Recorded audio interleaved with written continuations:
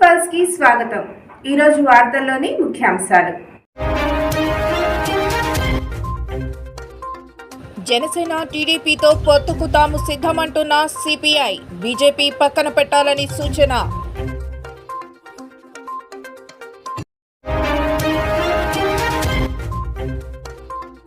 కేంద్ర పాలిత రాష్ట్రాల్లో కులగణన నిర్వహిస్తాం, రాహుల్ గాంధీ.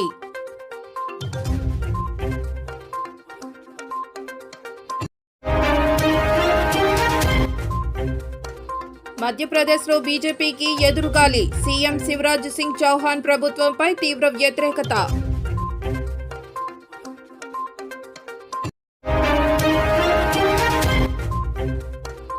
ఉపాధి హామీ పథకానికి పాతరేస్తున్న మోదీ సర్కార్, డిజిటలైజేషన్ పేరుతో డిమాండ్ను నీరుగార్చే యత్నం.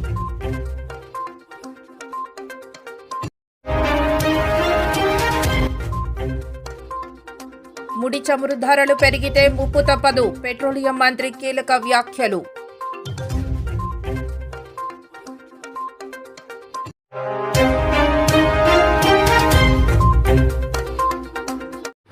ఇప్పటికే టీడీపీ, జనసేనలు కలిసి వెళ్తాయని ప్రకటించారు. తాజాగా సిపిఐ కూడా తన స్వరం వినిపించింది.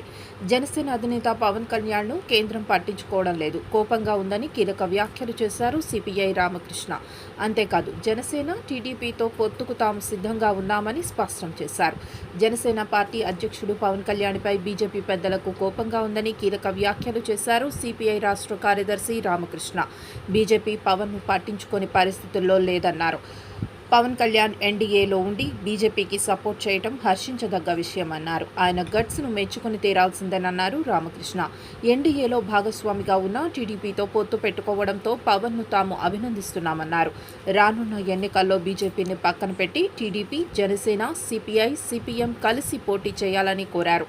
ఈ పొత్తుతో జగన్ను ఓడించగలమని ధీమా వ్యక్తం చేశారు. మరోవైపు ఏ రాష్ట్రంలో ఎన్నికలు వచ్చినా ఏపీ నష్టపోతుందన్నారు. కర్ణాటకలో ఎన్నికలు వస్తే అప్పర్ భద్ర ప్రాజెక్టుకు జాతీయ హోదా ప్రకటించారు. ఇప్పుడు తెలంగాణలో ఎన్నికలు రావడంతో కృష్ణా జలాల పునః పంపిణీకి కేంద్ర కేబినెట్ ఆమోదం తెలిపింది. ఏపీకి తీరని అన్యాయం జరుగుతుందని చెప్పారు రామకృష్ణ.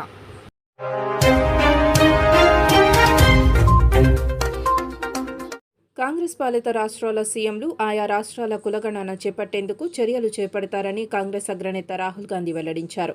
కులగణనకు అనుకూలంగా తాము చారిత్రక నిర్ణయం తీసుకున్నామని ఆయన పేర్కొన్నారు. రాహుల్ సోమవారం సిడబ్ల్యూసీ సమావేశం అనంతరం విలేకరుల సమావేశంలో మాట్లాడుతూ ఈ వివరాలను వెల్లడించారు. వర్కింగ్ కమిటీ భేటీలో తాము కులగణనపై విస్తృతంగా చర్చించామని, ప్రతి ఒక్కరూ దీనికి మద్దతు ఇచ్చారని తెలిపారు. మరోవైపు కాంగ్రెస్ పాలిత రాష్ట్రాల సీఎంలు కులగణన సర్వేలు నిర్వహిస్తారని పేర్కొన్నారు. సిడబ్ల్యూసీ సమావేశంలో రాహుల్ గాంధీతో పాటు Congress parliamentary party chief Sonia Gandhi, Congress chief Mallikarjuna Kharge, party ప్రధాన కార్యదర్శి ప్రియాంక గాంధీ, వాద్రా సహా పలువురు సభ్యులు హాజరయ్యారు. ఈ సమావేశంలో కులగణనతో పాటు త్వరలో జరగనున్న 5 రాష్ట్రాల అసెంబ్లీ ఎన్నికలు సహా పలు అంశాలపై సంప్రదింపులు జరిపారు.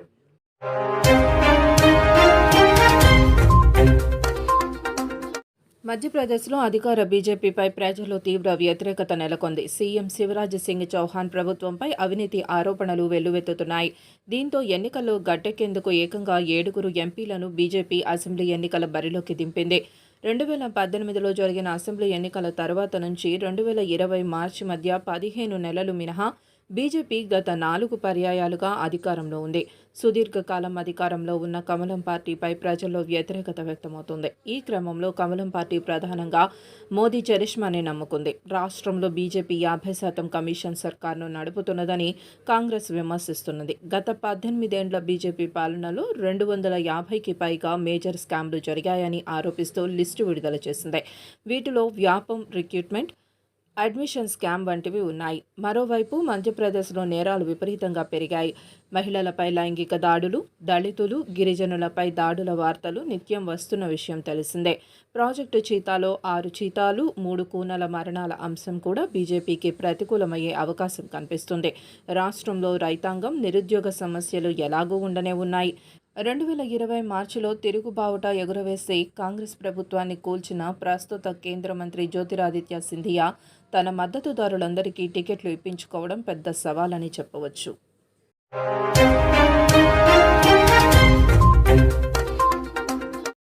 ఉపాధి హామీ పథకాన్ని నిర్వీర్యం చేయడానికి కేంద్రం కుట్ర పన్నుతుంది. విపక్ష పాలిత రాష్ట్రాలకు బకాయిల చెల్లింపులో తీవ్ర జాప్యం చేస్తుంది. మరోవైపు పారదర్శకత పేరుతో డిజిటలైజేషన్ చేస్తూ పథకాన్ని నీరుగార్చే ప్రయత్నం చేస్తుంది. ఇంకోవైపు నిధుల కేటాయింపు, విడుదలలోనూ కోత విధిస్తుంది. ఈ పథకం 6,146.93 కోట్ల రూపాయల లోటుతో నడుస్తున్నదని కేంద్ర గ్రామీణాభివృద్ధి శాఖ వెబ్సైట్లో ఇటీవల పేర్కొంది. 2023-24 ఆర్థిక సంవత్సరానికి ఈ పథకం కోసం కేంద్రం 60,000 కోట్ల రూపాయలను కేటాయించింది. బడ్జెట్ అంచనాలతో పోలిస్తే ఇది 18% తక్కువ. అలాగే గతేడాది బడ్జెట్తో పోలిస్తే 33% తక్కువ. ఈ నేపథ్యంలో గత నెల 15న 23,000 కోట్ల రూపాయల సప్లిమెంటరీ బడ్జెట్ కోసం కేంద్ర గ్రామీణాభివృద్ధి శాఖ ఆర్థిక శాఖను సంప్రదించింది. అయితే డిమాండ్కు తగినట్లు ఈ పథకానికి బడ్జెట్ కేటాయిస్తామని కేంద్ర ఆర్థిక మంత్రి నిర్మలా సీతారామన్ వెల్లడించారు. 93.5% నిధులను రాష్ట్రాలకు విడుదల చేశామని గ్రామీణాభివృద్ధి శాఖ కార్యదర్శి శైలేష్ కుమార్ సింగ్ ఇటీవల వెల్లడించారు. పథకం నిర్వహణకు 6,146 కోట్ల రూపాయల లోటు ఎందుకు ఏర్పడిందో ఆయన సమాధానమివ్వలేదు. ఈ ఏడాది జూలై 31 నాటికి కేంద్రం 18 రాష్ట్రాలకు మెటీరియల్ కాంపోనెంట్ కింద 6,366 కోట్ల రూపాయల బకాయిలు చెల్లించాల్సి ఉంది.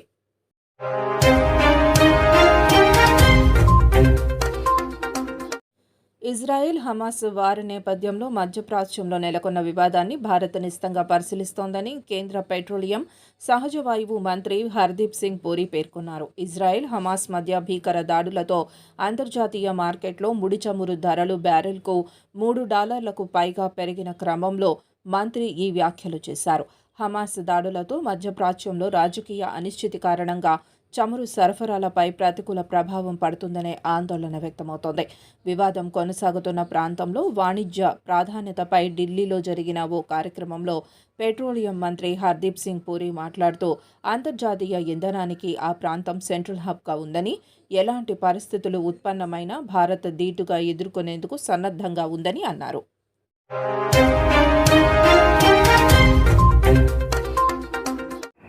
వార్తలు ఇంతటితో సమాప్తం. చూస్తూనే ఉండండి పీపుల్స్ పల్స్.